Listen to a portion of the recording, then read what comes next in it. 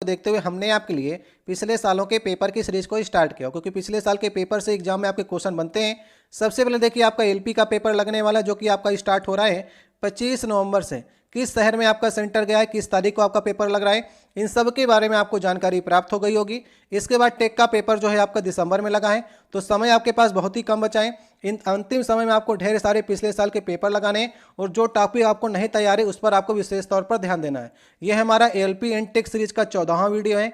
इसके पहले हमने आपको इसी प्रकार के 13 वीडियो कराए हैं, जिन्हें आप लोग प्लेलिस्ट में जाकर के वहां पर से देख लीजिएगा। तो चलिए स्टार्ट करते हैं हम लोग पहले क्वेश्चन से। आज का जो हमारा पहला क्वेश्चन है, इसमें आपसे पूछा जा रहा है निम्नलिखित में से कौन सा पदार्थ है जो ऊर्ध्वपातन कर सकता है, ये आपको बताना है। तो चलिए सबसे पहले एक बार आप लोग करने का प्रयास करिए। देखिए पदार्थ की 3 अवस्थाएं होती है मुख्य रूप से, आप सभी को मालूम है। पहली हमारी होती है ठोस की अवस्था, दूसरी होती है द्रव की अवस्था, और तीसरी होती है गैस की अवस्था। जब आप ठोस को गर्म करते हैं तो ये द्रव में चेंज हो जाता है, और द्रव को गर्म करने पर ये गैस में चेंज हो जाता है। लेकिन कुछ ऐसे पदार्थ होते हैं जो ठोस रूप में होते हैं, और उन्हें गर्म करने पर वो द्रव ना होकर के डायरेक्ट गैस रूप में चेंज हो जाते हैं। ऐसे पदार्थों को हम लोग ऊर्ध्वपातित पदार्थ कहते हैं, और ऐसे रिएक्शन को हम लोग सब्लिमेशन रिएक्शन कहते हैं। तो आपको वही पदार्थ बताना है जिसे ठोस हो और गर्म करने पर वो गैस में चेंज हो जाए। तो सही ऑप्शन होगा अमोनियम क्लोराइड, जिसका फार्मूला होता है NH4Cl, और इसे हम लोग नौसादर के नाम से भी जानते हैं। तो नौसादर के अलावा भी और पदार्थ आपके एग्जाम में पूछे जाते हैं, जैसे कि ठोस कार्बन डाइऑक्साइड गैस, ये भी ठोस के रूप में होती है, और गर्म करने पर ये गैस में चेंज हो जाती है। तो इसे भी आपको याद रखना है। और इसके अलावा आयोडीन भी होती है, आयोडीन भी ऊर्ध्वपातित पदार्थ है। नेप्थलीन, नेप्थलीन को भी आपको याद रखना है। नेक्स्ट आपको देखिए एंथ्रासिन याद रखना है। एंथ्रासिन भी आपका सब्लिमेशन रिएक्शन में आता है, इसे भी गर्म करने पर यह ठोस होता है और डायरेक्ट गैस में चेंज हो जाता है। और कपूर तो आप सभी को मालूम है, कपूर को जब आप गर्म करते हैं, जलाते हैं, तो डायरेक्ट गैस में चेंज हो जाता है। तो सही होगा ऑप्शन नंबर हमारा तीसरा। अब देखिए नेक्स्ट हमारा दूसरा क्वेश्चन है, इसमें आपसे पूछा जा रहा है निम्नलिखित में से किसका प्रयोग टिंचर आयोडीन के निर्माण में, खांसी के सिरप में और कई टॉनिक को तैयार करने में किया जाता है, ये आपको बताना है। तो इसका सही ऑप्शन होगा इथेनॉल, जिसका फार्मूला होता है C2H5OH, और इसे हम लोग एथिल एल्कोहल के नाम से भी जानते हैं। तो इसे हम लोग ईंधन के रूप में प्रयोग करते हैं, स्प्रिट लैंपों में प्रयोग करते हैं, कीटाणुनाशक के रूप में, टिंचर आयोडीन के निर्माण में, खांसी का सिरप भी इसी से बनाया जाता है। तो कई बार आपने देखा होगा जब लोगों को शराब या एल्कोहल नहीं मिल पाती है, तो वे लोग क्या करते हैं, खांसी के सिरप को ही पूरा पी जाते हैं, क्योंकि उसमें भी नशा होता है और वो भी आपका इथेनॉल से बनी हुई होती है। तो जो भी लोग एल्कोहल पीते होंगे, आपने देखा होगा जल्दी उन्हें खांसी नहीं आती है। अब यहाँ पर लिखा गया मेथनॉल, जिसका फार्मूला होता है CH3OH।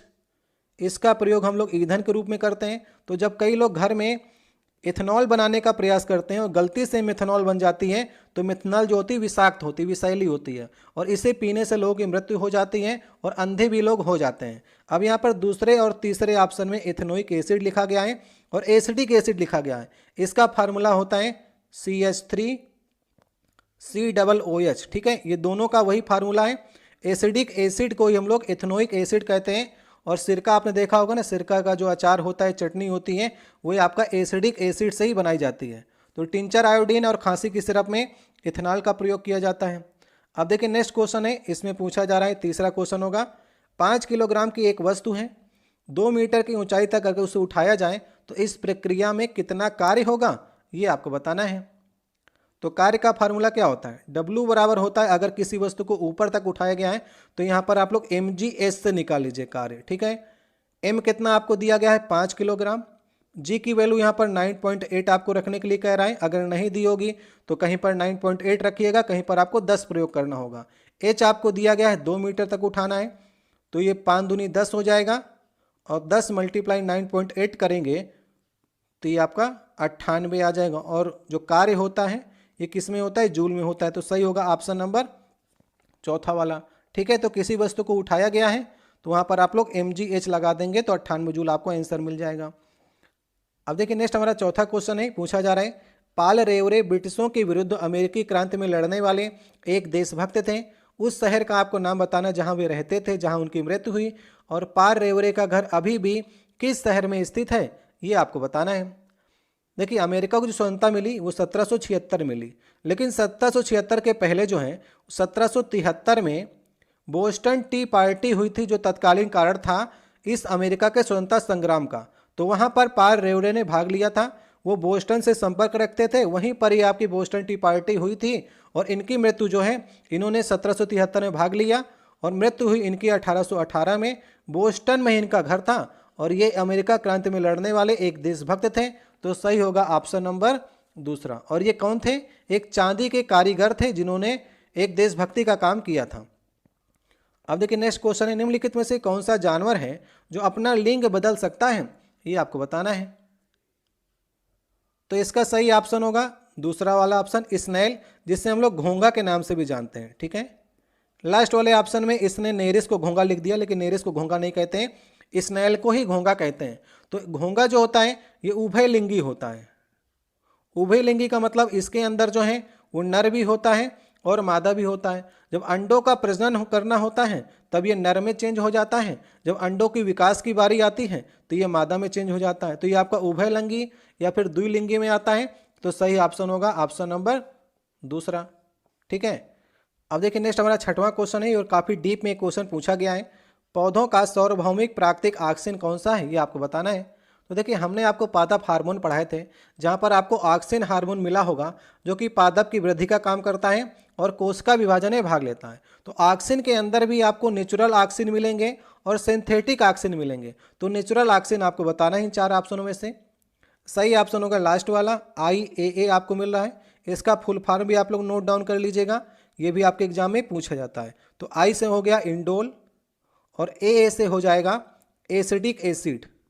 ठीक है, तो इंडोल एसिडिक एसिड मतलब IAA जो है ये आपका ऑक्सीजन का यूनिवर्सल नेचुरल होता है, मतलब ये प्राकृतिक रूप से ऑक्सीजन आपका होता है पेड़ के अंदर। और बाकी जो आपके ऑप्शन में लिखे गए ये सारे आपके सिंथेटिक होते हैं, जहाँ पर IBA का फुल फॉर्म होता है इंडोल। इसे भी आप लोग नोट डाउन करिए कि ये भी ऑक्सीजन का होता है हार्मोन, लेकिन ये सिंथेटिक के रूप में होता है। तो प्राकृतिक पूछेगा तो लास्ट वाले ऑप्शन को सही करिएगा, अगर सिंथेटिक पूछता है तो इन्हें सही कर सकते हैं आप। इंडोल ब्यूटेरिक एसिड इसका फुल फॉर्म होता है। साइट्रिक ऑक्सीजन ये भी आपका सिंथेटिक होता है। NAA लिखा गया है जिसका फुल फॉर्म होता है नेप्थलीन एसिडिक एसिड। ठीक है, नेप्थलीन एसिडिक एसिड, ये तीनों आपके जो हैं ऑक्सीजन के हार्मोन है, लेकिन सिंथेटिक वाले हैं और यूनिवर्सल नेचुरल में IAA आएगा। ये डीप क्वेश्चन पूछा गया है, अगर याद हो जाए आपको तो याद कर लीजिएगा। अब देखिए आपसे एक गोलाकार दर्पण में मुख्य फोकस पूछा गया कि मुख्य फोकस गोलाकार दर्पण में क्या होता है। जब आप दर्पण को देखिए बनाएंगे इस प्रकार से, मान लीजिए कोई दर्पण आपने बना लिया तो ये मुख्य अक्ष हो गया, और अगर यहाँ पर हमारा फोकस है तो आपको बताना है मुख्य फोकस आखिर होता क्या है। तो सही होगा ऑप्शन नंबर दूसरा।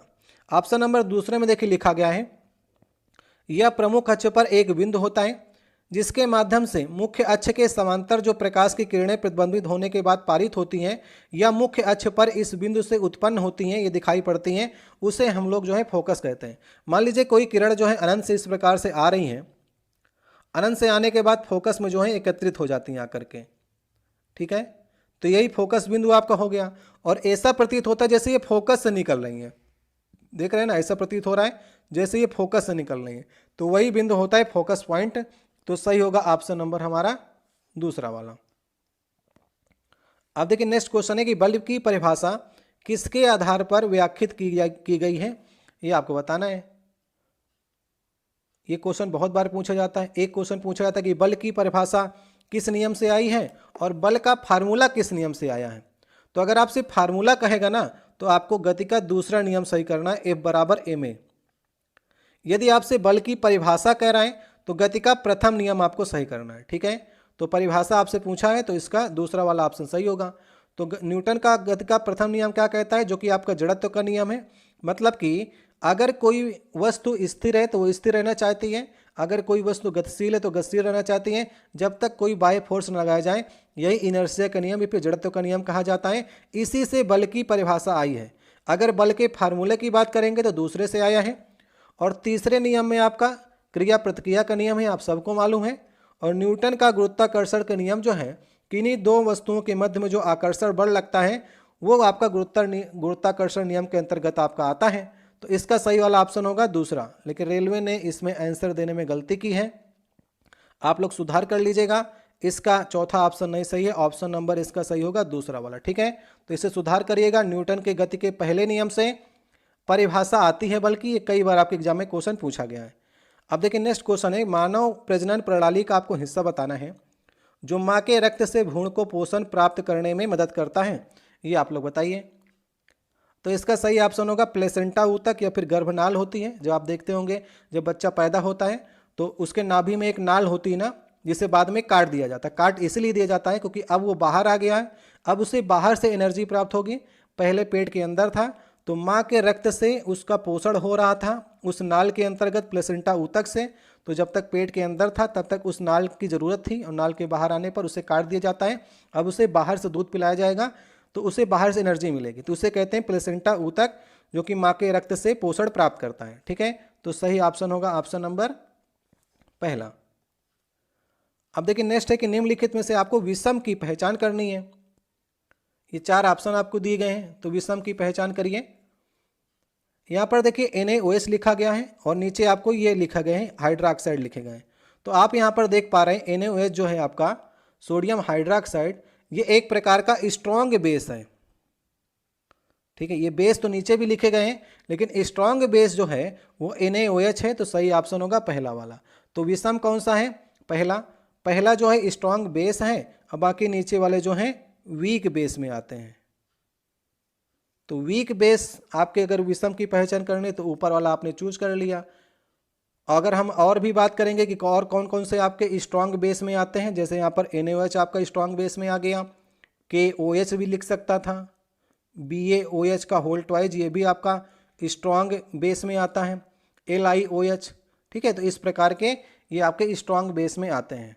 और अगर वीक बेस की बात करेंगे तो 3 तो लिखे ही गए हैं। इसके बाद एल्युमिनियम हाइड्रोक्साइड भी आता है, ये आपका उभयधर्मी का भी काम करता है। तो कुछ एक लिस्ट भी है, इसे भी आप लोग देख लीजिएगा। यहाँ पर देखिए स्ट्रॉन्ग एसिड की और स्ट्रॉन्ग बेस की, वीक एसिड वीक बेस की मैंने आपको लिस्ट बनाई है। जो इम्पॉर्टेंट है वही इसमें लिखे गए हैं। अगर एसिड में आपको याद रखना है तो HCl जो है स्ट्रॉन्ग एसिड में आता है, H2SO4 स्ट्रॉन्ग में आता है, HNO3 जो है स्ट्रॉन्ग में आता है। ये 3 को आप लोग याद कर लीजिएगा, ये 3 आपके एग्जाम में पूछे जाते हैं। स्ट्रॉन्ग बेस की बात करेंगे तो NaOH आपका स्ट्रॉन्ग बेस में आता है, कैल्शियम का आता है, KOH आता है और LiOH आता है। तो इनको ये 4 आप स्ट्रॉन्ग बेस को याद कर लीजिएगा। वीक एसिड में देखिए COOH वाला आता है और एसिडिक एसिड आता है HF, इनको याद कर लीजिएगा, ये वीक एसिड में आते हैं। वीक बेस में कुछ आपके दिए गए हैं और कुछ जो इस ऑप्शन में लिखे गए उसे भी आप लोग याद कर लीजिएगा। CuOH का होल ट्वाइज हो गया, NH4OH हो गया, इन्हें भी जोड़ लेंगे तो आपका वीक बेस में आ जाएगा। तो कुछ ऐसी चीज़ें हैं जो आपको याद करके चलनी है, वे आपके एग्जाम में डायरेक्ट पूछी जाती हैं। अब देखिए नेक्स्ट क्वेश्चन है कि जब सोडियम क्लोराइड के जलीय घोल में बिजली पारित की जाती है तब क्या बनता है? ये पिछले सेट में हमने आपको क्वेश्चन कराया था। सोडियम क्लोराइड मतलब कि नमक, इसमें अगर आप बिजली प्रवाहित करेंगे, इसका जलीय विलयन हो गया, इसमें अगर आप बिजली प्रवाहित कर रहे हैं, इलेक्ट्रिसिटी प्रवाहित कर रहे हैं, तो इसमें देखिए क्या बन जाता है, NaOH बन जाता है और क्लोरीन बनती है और H2 बनती है। तो सही वाला ऑप्शन होगा पहला वाला ऑप्शन। तो समझ गए ये कौन सी रिएक्शन हमने आपको बताई थी, ये क्लोर क्षार रिएक्शन होती है। ठीक है, क्योंकि इसमें क्लोरीन ही बन रहा है और क्षार के रूप में NaOH ही बन रहा है। ठीक है, तो इसे क्लोर क्षार रिएक्शन कहते हैं। तो कौन सा ऑप्शन सही होगा? ऑप्शन नंबर हमारा पहला सही हो जाएगा। तो इस रिएक्शन में पिछली बार पूछा गया था कि कौन सा हाइड्रोक्साइड बनता है, तो NaOH पिछले वाले सेट में पूछा गया था। आज इसका पूरा ही पूरा पूछ लिया गया, H2 और Cl2 इसको भी पूछ लिया गया, जबकि मैंने पिछले वाले वीडियो में आपको पूरी रिएक्शन भी आपको बताई थी। अब देखिए नेक्स्ट क्वेश्चन है, किस लेखक ने अपनी पुस्तक जो है सिलेक्शन डे के विषय में भारत के क्रिकेट के प्रति जुनून का वर्णन किया है? तो सिलेक्शन डे जो पुस्तक है ये किसकी है आपको बतानी है। तो सही होगा ऑप्शन नंबर चौथा, अरविंद अडिगा की पुस्तक जो है इसका नाम है सिलेक्शन डे और ये कई बार अभी तक आपके एग्जाम में पूछी जा रही है, तो इसे आप लोग नोट डाउन कर लीजिएगा कहीं पर। विक्रम सेठ की एक पुस्तक है, इसे हम लोग कहते हैं सूटेबल बॉय। सूटेबल बॉय जो पुस्तक है ये विक्रम सेठ की कई बार आपके एग्जाम में पूछी गई है, तो इसे भी आप लोग नोट डाउन कर लीजिएगा। और अमीश त्रिपाठी की पुस्तक आपके एग्जाम में पूछी गई है, जिसमें रामायण की श्रृंखला में इन्होंने राम के ऊपर पुस्तक लिखी, सीता के ऊपर पुस्तक लिखी, रावण के ऊपर पुस्तक लिखी और लंका के ऊपर पुस्तक लिखी, जो कि एग्जाम में आपकी पिछले बार पूछा गया था। ठीक है, तो सिलेक्शन डे किसकी है? अरविंद अडिगा की पुस्तक है। अब देखिए नेक्स्ट हमारा 13 नंबर क्वेश्चन है, ऑक्सीजन के एक अणु का द्रव्यमान आपको बताना है। तो सबसे पहले आप क्या करिए, मोलर मास ऑफ ऑक्सीजन निकाल लीजिए। तो मोलर मास ऑफ ऑक्सीजन कितना हो जाएगा? एक का देखिए 16 होता है। अगर अणु की बात कर रहा है तो दो मतलब हो गए, 16 दूनी 32, मतलब कि 32 यहाँ पर मोलर मास आ गया। और मोलर मास का मतलब हुआ कि एक मोल में ऑक्सीजन का कितना मास हुआ? 32 ग्राम हो गया। तो अब आपको देखिए आणविक द्रव्यमान या अणु का द्रव्यमान निकालना है, तो इसका फार्मूला होता है कि पदार्थ के एक अणु का द्रव्यमान, जैसे आपने 32 निकाला, ऊपर रख लीजिए और नीचे आपको कार्बन परमाणु के द्रव्यमान का 12वां भाग जो होता है वो आवागाड्रो नंबर होता है, जिसमें 6.02 मल्टीप्लाई 10 की पावर 23 अगर आप रख लेंगे और इसमें अगर आप डिवाइड करेंगे तो 6 पंचे 30 और 6 18, मतलब 5.2 मल्टीप्लाई 23 ऊपर जाएगा तो माइनस में हो जाएगा, इतने ग्राम निकल के चला जाएगा। तो सही ऑप्शन होगा लास्ट वाला। तो ऑक्सीजन के एक अणु का द्रव्यमान जो होगा वो इस प्रकार से निकाला जाता है। अब देखिए नेक्स्ट क्वेश्चन है कि एक व्यक्ति जो है भूमि से 25 किलोग्राम का सामान उठाता है, इसे भूमि से 2.5 मीटर ऊपर सिर पर रख लेता है और 10 मीटर पर सेकंड का जी का मान हो तो उसके द्वारा किया गया कार्य का मान आपको बताना है। तो नीचे से उठा करके ऊपर रख रहा है सिर में, तो यहाँ पर अगर कार्य को देखा जाएगा तो कार्य भी यहाँ पर mgh के रूप में लगेगा, जैसे हमने आपको इसमें एक क्वेश्चन कराया भी हुआ है।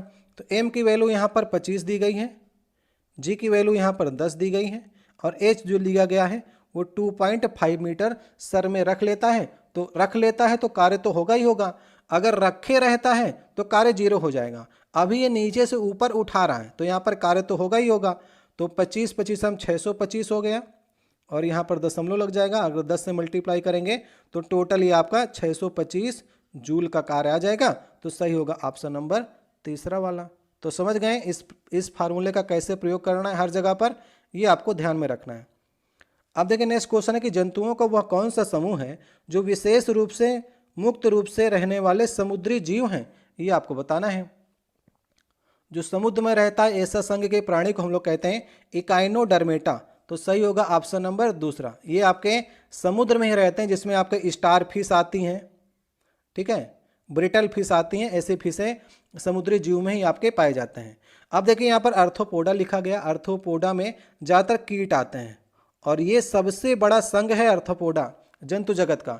इसमें आपके मक्खी, मच्छर, मधुमक्खी, बिच्छू, ये सभी आपके अर्थोपोडा में आते हैं और ये सबसे बड़ा समूह है।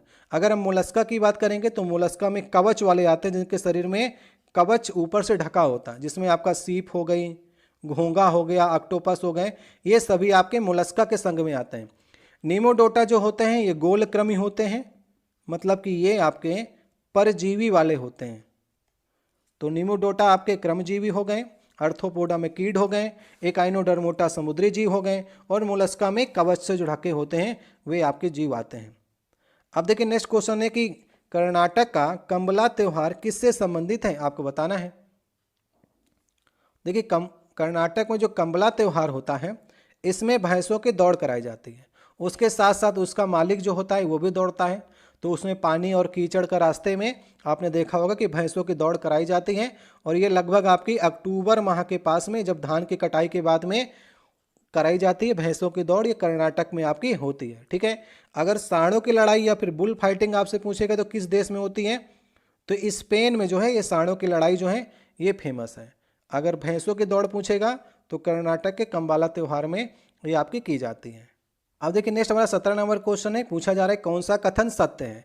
ध्वनि के वेग के बारे में पूछा जा रहा है, तो चलिए देख लेते हैं चारों ऑप्शनों को। ध्वनि के वेग कहाँ पर बढ़ता है, कहाँ पर घटता है, ये आपको बताना है। तो ध्वनि का वेग जो निर्भर करता है किन किन बातों पर निर्भर करता है, ये बात आप लोग ध्यान में रख लीजिए। दाब पर निर्भर करता है कि नहीं, ताप पर कैसे निर्भर करता है, आर्द्रता पर कैसे निर्भर करता है, मतलब कि ह्यूमिडिटी पर। तो अगर ताप समान रहता है तो ध्वनि की चाल जो है वो दाब पर डिपेंड नहीं करती है। दाब कितना ही बढ़ाइए कोई दिक्कत नहीं है, ध्वनि का वेग नहीं चेंज होगा। ताप पर प्रभाव होता है, ताप बढ़ेगा तो ध्वनि का वेग भी बढ़ता है। कितना बढ़ता है, 1 डिग्री सेंटीग्रेड अगर आप तापमान बढ़ा रहे हैं तो ध्वनि का वेग जो है 0.6 मीटर पर सेकंड जो है बढ़ जाता है। ये बात आप लोग ध्यान रखिएगा, बहुत बार एग्जाम में पूछा गया। 1 डिग्री सेंटीग्रेड ताप बढ़ाने पर ध्वनि का वेग इतना बढ़ जाता है। आर्द्रता मतलब कि ह्यूमिडिटी बढ़ेगी तो ध्वनि का वेग बढ़ेगा, ये बात आप लोग ध्यान रखिएगा। मतलब बारिश में ध्वनि का वेग जो है बढ़ जाता है। अब यहाँ पर 4 ऑप्शन के अनुसार देखा जाए तो सर्दियों की तुलना में गर्मियों में अधिक ध्वनि का वेग होता है, क्योंकि गर्मियों में टेम्परेचर अधिक होता है और मैंने आपको बताया कि टेम्परेचर बढ़ेगा तो ध्वनि का वेग भी बढ़ेगा। तो सही होगा ऑप्शन नंबर कौन सा, लास्ट वाला। सर्दियों की तुलना में गर्मियों में अधिक होता है टेम्परेचर बढ़ने के कारण। अब देखिए नेक्स्ट हमारा 18 नंबर क्वेश्चन है, पूछा जा रहा है निम्नलिखित में से किसकी निम्न प्रतिरोधकता होती है, ये आपको बताना है। तो कहाँ पर देखिए रेजिस्टिविटी प्रयोग किया जाता है फार्मूले में, जब आप पढ़ते होंगे R बराबर रो L बाई ए, जहाँ पर रो क्या है, रेजिस्टिविटी है, मतलब कि प्रतिरोधकता। इसे हम लोग विशिष्ट प्रतिरोध भी कहते हैं और स्पेसिफिक रेजिस्टेंस भी कहते हैं। तो ये किस पर डिपेंड करता है, ये डिपेंड करता है पदार्थ की प्रकृति पर और टेम्परेचर पर। ये दो चीज़ों में रेजिस्टिविटी जो है डिपेंड करती है। तो अगर निम्न प्रतिरोधकता है, तो अगर प्रतिरोधकता निम्न है तो उसमें विद्युत की चालकता ज़्यादा होगी, तो सही होगा ऑप्शन नंबर पहला। तो नाइक्रोम को आपको मालूम है इसमें विद्युत का प्रभाव अच्छे से होता है, क्योंकि इसमें निम्न प्रतिरोधकता होती है और जितनी लो रेजिस्टिविटी होगी उतनी विद्युत की चालकता उसमें ज़्यादा होगी। ग्लास हो गया, इबोनिट लिखा गया, इबोनिट मतलब होता है एक प्रकार का रबड़ है, और हीरा हो गया, ये सभी आपको मालूम है ये विद्युत के कुचालक होते हैं। विद्युत के कुचालक इसीलिए होते हैं क्योंकि इनकी जो प्रकृति होती है वो हाई रेजिस्टिविटी होती है। हाई रेजिस्टिविटी कारण जो है विद्युत इसमें प्रवाहित नहीं हो पाती है। और नाइक्रोम आपका हो गया, चांदी हो गया, सोना हो गया, लोहा हो गया, एल्युमिनियम हो गया, इन सब की प्रतिरोधकता जो होती है वो निम्न होती है, तभी इनमें विद्युत का प्रभाव हो पाता है। तो सही होगा ऑप्शन नंबर कौन सा, पहला वाला। अब देखिए नेक्स्ट क्वेश्चन है निम्नलिखित में से गुजरात राज्य के उस शहर का नाम आपको बताना है जहां अपने हीरे उद्योग के लिए प्रसिद्ध है।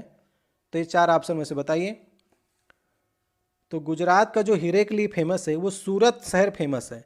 दुनिया के 10 अगर हीरे अगर बन रहे हैं तो उसमें 8 जो हीरे हैं वो गुजरात में ही आपके बनाए जाते हैं। गुजरात में क्या किया जाता है, कटिंग की जाती है हीरे की और पॉलिश की जाती है। ठीक है, कटिंग और अपनी पॉलिशिंग के लिए जो है गुजरात का सूरत जो है ये फेमस है।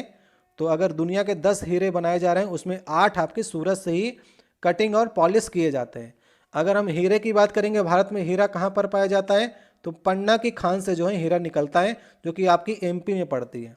और भारतीय हीरा संस्थान कहाँ पर है, नोट डाउन कर लीजिएगा, भारतीय हीरा संस्थान कहाँ पर है, ये आपका सूरत गुजरात के अंदर है, जहाँ पर हीरे के बारे में शिक्षा दी जाती है और इसीलिए फेमस है आपका सूरत।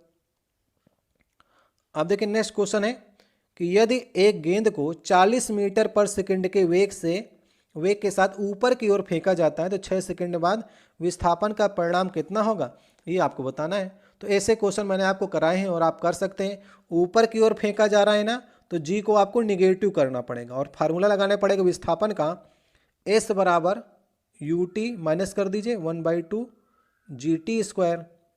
ऊपर से नीचे फेंकेंगे तो माइनस की जगह पर प्लस हो जाता है। एस की वैल्यू आपको निकालनी, प्रारंभिक वेग आपको 40 दे रखा है, 40 रख लीजिए। समय आपको 6 सेकंड का पूछा गया है 1/2। जी की वैल्यू 10 इसने कहा है, रख लीजिए।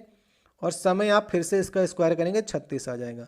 36 को यहाँ पर से काटेंगे 18 आ जाएगा और 18 को 10 से मल्टीप्लाई करेंगे 180, तो 6 चौको 24 और माइनस 180 घटाएंगे तो आपको 60 मिल जाएगा।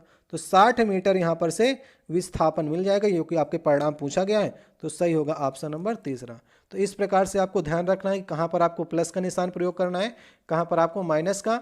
और गति का यहाँ पर हमने दूसरे नियम का प्रयोग किया है, जो जो वैल्यू हमको यहाँ पर दी गई थी। अब देखिए कथन में आपको दिया गया है कि H2S हवा में जलता है और H2O और सल्फर डाइऑक्साइड देता है। क्या बात ये सही है? उष्मा की उपस्थिति में फेरस सल्फेट का अपघटन जो है इतने रूपों में होता है, ये बात सही है कि नहीं, इन दोनों कथनों में आपको चुनाव करना है। तो H2S जो है अगर ये जलता है, मतलब कि हवा में O2 के साथ में रिएक्शन करने के बाद जो है ये SO2 बनाता है और H2O बनाता है, ये बात बिल्कुल सही है। तो H2S एक विषैली और जहरीली गैस है। जब ये जलती है तो इससे और भी विषैली गैस जो है वो सल्फर डाइऑक्साइड गैस उत्पन्न हो जाती है, जो शरीर के लिए घातक होती है। तो ये बात तो सही हो गई कथन की। दूसरे में कह रहा है उष्मा की उपस्थिति से फेरस सल्फेट मतलब कि Fe SO4 को कह रहा है अगर हम इसे गर्म कर दें, अगर हम इसे गर्म करते हैं तो ये ferric oxide plus SO2 plus SO3 में चेंज हो जाता है। ये बात भी सही है, ठीक है। तो फेरस सल्फेट का अपघटन करने पर ये आपका इन 3 रूपों में चेंज हो जाता है। दोनों इसके कथन सही होंगे। इन रिएक्शन को आप लोग कहीं पर नोट डाउन कर लीजिएगा। तो कथन ए और कथन बी दोनों सही होंगे। अब देखिए पूछा जा रहा है कौन सा काम जो है वो अधिक कर सकता है, ये आपको बताना है। एक घूमता हुआ पहिया लिखा गया, बंदूक की एक चलती हुई गोली लिखी गई है, गतिशील पत्थर और एक उठाया गया हथौड़ा। तो कार्य कब ज़्यादा होगा? देखिए कार्य बराबर क्या होता है? F/S होता है। तो जहाँ पर विस्थापन ज़्यादा होगा वहीं पर कार्य सबसे ज़्यादा होगा। तो बंदूक की गोली जब चलेगी तो सबसे तेज चलेगी और सबसे दूर तक जाएगी, तो उसमें विस्थापन भी ज़्यादा होगा। गतिशील पत्थर ज़्यादा दूर जा ही नहीं पाएगा। उठाया गया हथौड़ा कितने ऊपर तक आप उठाएंगे? क्योंकि अगर हम बात करेंगे तो वर्क आपका mgh भी होता है। तो जब आप उसको बहुत ऊपर से उठाएंगे तब जाकर के उसमें कार्य अधिक होगा। तो यहाँ पर अगर देखा जाए तो उठाया गया हथौड़ा में उतनी नहीं होगी। घूमता हुआ पहिया भी अगर देखा जाए तो वर्क तो उसका अगर एक चक्कर लगाएगा तो वर्क तो 0 ही हो जाएगा। तो एक ही ऑप्शन आपका बचता है बंदूक की गोली सही करने का, क्योंकि इससे जो है विस्थापन भी आपका ज़्यादा पैदा होगा और कार्य भी अधिक हो जाएगा। अब देखिए नेक्स्ट क्वेश्चन है कि दक्षिण अमेरिका महाद्वीप के दक्षिणी छोर का नाम आपको बताना है। इस जगह पर प्रशांत महासागर और अटलांटिक महासागर आपस में मिलते हैं। तो इसका सही ऑप्शन होगा केप हॉर्न कहते हैं इसे, ठीक है। तो चलिए देख लेते हैं कि कहाँ पर केप हॉर्न है। तो ये देखिए ये नक्शा है आपका दक्षिण अमेरिका का, ये नक्शा है, ठीक है। और इसके अगर दक्षिणतम पॉइंट में यहाँ पर केप हॉर्न लिखा गया है ना, तो इधर देखिए पैसिफिक ओशियन है, मतलब कि प्रशांत महासागर है, और इधर आपका अटलांटिक महासागर है। ये दोनों आपस में इधर जब आती हैं इधर से और इधर से जब पानी आता है तो दोनों के मिलान पॉइंट में यहाँ पर केप हॉर्न नामक जगह है।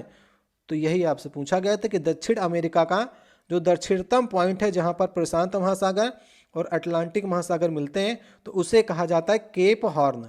और देखिए एक और आपका देखिए इसे देखिएगा, अफ्रीका का जो लास्टतम पॉइंट है इसे कहा जाता है केप ऑफ गुड होप। जो अफ्रीका का अगर आप देखेंगे यहाँ पर अटलांटिक ओशियन है और इधर आपका हिंद महासागर है। तो हिंद महासागर और अटलांटिक ओशियन का जब आपस में यहाँ पर लास्ट में इधर मिलान होता है तो यहाँ पर केप ऑफ गुड होप ये साउथ अफ्रीका में आपका पड़ता है। इसी रास्ते से होकर के वास्को डी गामा जो है भारत में आया था। तो cape of good hope Atlantic ocean को हिंद महासागर से जोड़ता है और केप हॉर्न जो है ये किसको किससे जोड़ता है? जो आपके ऑप्शन में पूछा गया था प्रशांत महासागर को अटलांटिक से जोड़ता है। तो सही होगा ऑप्शन नंबर तीसरा इसका। अब देखिए नेक्स्ट हमारा 24 नंबर क्वेश्चन है। पूछा जा रहा है कि कौन सा कथन सही है, कौन सा कथन गलत है। तो कथन 1 में लिखा गया कि H2SO4 का प्रयोग जो है वो पेट्रोलियम के परिष्करण में सल्फर और उसके अन्य यौगिकों को हटाने के लिए किया जाता है। दूसरे में लिखा गया सोडियम हाइड्रोक्साइड की मूल प्रकृति हाइड्रोजन के आयनों की उपस्थिति के कारण होती है। तो इन दोनों में से आपको बताना है कौन सा सही है कौन सा गलत है। तो पहला वाला तो सही है। H2SO4 का प्रयोग हम लोग किस रूप में करते हैं? पेट्रोलियम के परिष्करण मतलब पेट्रोलियम को शुद्ध करने के रूप में करते हैं। उर्वरक के रूप में भी इसका प्रयोग करते हैं। दवा के उत्पादन में विस्फोटक सामग्री भी H2SO4 से बनती है। और बैटरी में जो आपका पड़ता है एसिड वो भी आपका H2SO4 ही होता है। सोडियम हाइड्रोक्साइड NaOH जो है इसकी मूल प्रकृति हाइड्रोजन के आयनों की उपस्थिति के कारण नहीं होती है, OH- आयन के कारण होती है। समझ गए? तो ये गलत हो जाएगा और पहला वाला सही होगा। तो कौन सा ऑप्शन सही हो जाएगा? केवल एक ही सही है, ऑप्शन नंबर 2 इसका सही होगा। अब देखिए नेक्स्ट क्वेश्चन है कि संतृप्त हाइड्रोकार्बन को क्या कहा जाता है, ये आपको बताना है।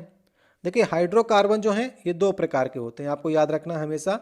एक आपका होता है एलिफैटिक, कहीं पर नोट डाउन कर लीजिएगा। एक होता है आपका एलिफैटिक और एक होता है आपका एरोमेटिक। तो एलिफैटिक जो होती हैं ये खुली संरचना वाली होती हैं और ये भी आपके 2 प्रकार के होते हैं। एक होता है आपका सेचुरेटेड जिसे हम लोग संतृप्त कहते हैं, और एक आपका होता है अनसेचुरेटेड, इसे कहते हैं अनसंतृप्त हाइड्रोकार्बन। ठीक है, तो सेचुरेटेड में आपके जो सिंगल बॉन्ड वाले होते हैं वे संरचनाएं आती हैं और अनसेचुरेटेड में आपके डबल बॉन्ड वाली संरचनाएं आती हैं और ट्रिपल बॉन्ड वाली संरचनाएं आती हैं। तो सिंगल बॉन्ड में क्या आते हैं, सिंगल बॉन्ड में आपके एल्केन्स आते हैं। तो एल्केन के जो होंगे संतृप्त हाइड्रोकार्बन में आपके आएंगे, सैचुरेटेड हाइड्रोकार्बन में आएंगे। सही होगा ऑप्शन नंबर तीसरा।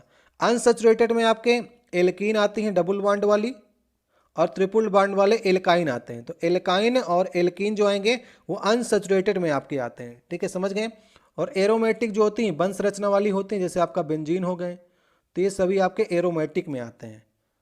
तो इस प्रकार से क्वेश्चन आपके एग्जाम में पूछे जाते हैं। तो तीसरा वाला ऑप्शन सही होगा। अब देखिए नेक्स्ट हमारा 26 नंबर क्वेश्चन में पूछा जा रहा है, महिलाओं की यौवन की शुरुआत किससे होती है, ये आपको बताना है। तो सही ऑप्शन होगा इसका रजोदर्शन, इंग्लिश में कहते हैं मेनार्की। जब लड़कियों की अवस्था जो है ये 12 से 14 वर्ष की हो जाती है, तो आपने देखा होगा कि मासिक चक्र स्टार्ट हो जाता है, तो उसी को कहते हैं मेनार्की। तो यहाँ से यौवन की शुरुआत हो जाती है। रजोनिवृत्ति जब होती है, जब मासिक धर्म आना बंद हो जाता है, ये 40 से 50 की अवस्था के बीच में महिलाओं में होती है। जब एमसी आना बंद हो जाती है उसे कहते हैं रजोनिवृत्ति। किशोरावस्था आप सभी को मालूम है कि जो उम्र होती है 10 से लेकर के 24 वर्ष तक, ये आपकी किशोरावस्था की उम्र मानी जाती है। माहवारी जो मासिक चक्र का आना होता है, हर महीने जो मासिक चक्र आता है, मेंस्ट्रुएशन सर्किल जो आती है, वही आपकी माहवारी होती है। तो यौवन की शुरुआत के लिए सही करना है आपको मेनार्की, जो कि लड़कियों में आपकी 12 से 14 वर्ष की अवस्था से स्टार्ट हो जाती है। अब देखिए नेक्स्ट हमारा क्वेश्चन है कि निम्नलिखित में से कौन सी धातुएं ठंडे पानी के साथ शीघ्रता से अपक्रिया करती हैं। तो ये क्वेश्चन मैंने आपको थोड़ा सा इसके पहले वाले सेट में कराया था, और वो घुमा करके पूछा गया था। उसमें पूछा गया था कि कौन सी धातु ठंडे या गर्म पानी के साथ अपक्रिया नहीं करती है। ऐसा क्वेश्चन आपके एग्जाम में पूछा गया। अब की बार पूछा गया कौन सी धातुएं ठंडे पानी के साथ में शीघ्रता से अपक्रिया कर लेती हैं। तो अपक्रिया वही करेगी जो अपक्रियाशील होगी। तो यहाँ पर देखिए पोटेशियम हो गया, लिथियम हो गया, सोडियम हो गया। ऐसी धातुएं जो हैं, अपक्रियाशील धातुएं जो होती हैं, वो ठंडे या गर्म पानी के साथ में अपक्रिया कर लेती हैं, और जो अपक्रियाशील धातुएं नहीं होती हैं वो क्रिया नहीं करती हैं। तो उसमें आपका एल्युमिनियम आ गया, जस्ता आ गया, लोहा आ गया, निकिल हो गया, कोबाल्ट हो गया। तो ये सभी जो है ठंडे या गर्म पानी के साथ अपक्रिया नहीं करती हैं, क्योंकि आपकी कम अपक्रियाशील होती हैं। लेकिन हमने आपको बताया था कि ये भाप के साथ अपक्रिया कर लेती हैं, लेकिन ठंडे या गर्म पानी के साथ में अपक्रिया नहीं करती हैं। तो याद रहेगा आपको। तो पोटेशियम हो गया, लिथियम, सोडियम, ये सभी क्रिया करती हैं। इसी प्रकार के घुमा कर क्वेश्चन आपके एग्जाम में पूछा जाता है। अब देखिए यहाँ तक हमारे 27 क्वेश्चन हो गए। अब 2 क्वेश्चन आपके लिए छोड़े जा रहे हैं। ये क्वेश्चन मैंने आपको पिछले वाले सेटों में कराए हैं। आपसे पूछा जा रहा है एम सतह या फिर एम सेल में कितने इलेक्ट्रॉनों की संख्या होती है, ये आपको बताना है। तो थोड़ा सा आपको हिंट दे जाते हैं। देखिए यहाँ पर अगर ये नाभिक हो गया, नाभिक के बाद पहला सेल जो होता है के सेल होता है, दूसरा एल, तीसरा एम, मतलब कि एम सेल आपसे पूछा जा रहा है। अगर इसमें नाभिक के अंदर न्यूट्रॉन्स और प्रोटॉन है, तो पहला हमारा के सेल हुआ, दूसरा एल, और तीसरा एम, और चौथा एन होता है। तो हमने आपको बताया था कि सेलों की संख्या जो अगर ये पहला है, ये दूसरा है, तीसरा है, चौथा है, तो आपको जो फार्मूला प्रयोग करना है वो 2n² का प्रयोग करना है। तो इस फार्मूले का प्रयोग करके आप लोग एम का जो है सेल में इलेक्ट्रॉनों की संख्या बताने का प्रयास करिएगा। ये क्वेश्चन मैं आपके लिए छोड़े जा रहा हूँ, पिछले सेट में मैंने आपको कराया भी हुआ है। अब एक क्वेश्चन देखिए और है जो सरल क्वेश्चन है। यहाँ पर एम द्रव्यमान की वस्तु है, वी के साथ में गति कर रही है, और के उसकी काइनेटिक एनर्जी है। अगर वेग को दुगना कर दिया जाए तो काइनेटिक एनर्जी कितने गुना हो जाएगी, ये आपको बताना है। तो काइनेटिक एनर्जी का फार्मूला क्या होता है, 1/2 mv² होता है। इस फार्मूले का प्रयोग करिएगा और बताइएगा अगर वेग को 2 गुना कर दी जाए तो गतिज ऊर्जा कितनी हो जाएगी। तो दोनों क्वेश्चन मैंने आपको कराए हैं, थोड़ा थोड़ा आपके लिए हिंट दिया है। आप लोग कमेंट बॉक्स में इसका आंसर देने का प्रयास करिएगा। तो ये 2 क्वेश्चन मैं आपके लिए छोड़े जा रहा हूँ। तो इन 29 प्रश्नों में से आपने कितने क्वेश्चन सही करने का प्रयास किया, इसे आप लोग कमेंट बॉक्स में बताने का प्रयास करिएगा। मेरी आशा है कि कम से कम अगर आपने इस सेट के 23 क्वेश्चन सही किए हैं तो आप एक अच्छे स्टूडेंट की श्रेणी में आएंगे। अगर आपने 20 तक सही किए हैं तो आप एक मीडियम स्टूडेंट की श्रेणी में हैं, और थोड़ा सा आपको और मेहनत करने की आवश्यकता है। और इसमें काफ़ी अच्छे क्वेश्चन रखे गए थे, तो अगर आप 20 से 21 भी कर लेते हैं तो आपका स्कोर जो है वो बेहतर माना जाएगा। वीडियो अच्छा लगा हो तो वीडियो को लाइक करिएगा, और पहली बार चैनल पर चैनल को सब्सक्राइब कर लीजिएगा, ठीक है।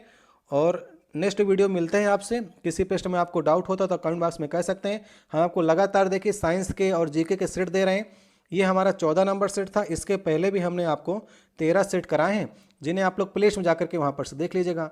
इससे आपको थोड़ा सा साइंस पढ़ने में आसानी होगी, क्योंकि जो पिछले बार का पेपर हुआ था उसमें साइंस के बढ़िया क्वेश्चन पूछे गए थे और वो सारे क्वेश्चन मैं आपको करा रहा हूँ। अब थोड़ा रेपिटेशन वाले जो क्वेश्चन हैं उनको कम करते जा रहे हैं और नए नए क्वेश्चन आपको अब जो अगले सेट आपको मिलेंगे उनमें आपको देखने